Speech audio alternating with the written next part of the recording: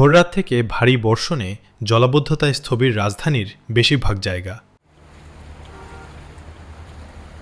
প্রধান সড়ক থেকে অলিগলি সবখানেই জমেছে পানি। কোথাও থেমে আছে যানবাহন, কোথাও আবার পানি ঠেলে এগোতে হচ্ছে পথচারীদের।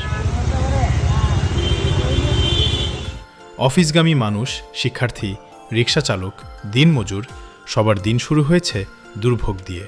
ভারী বৃষ্টি এবং জলাবদ্ধতার কারণে ছাতা থাকলেও রক্ষা নেই। সব মিলিয়ে থমকে যায় নগর জীবন। অনেক এলাকায় ড্রেন উপচে সড়কে মিশে গেছে।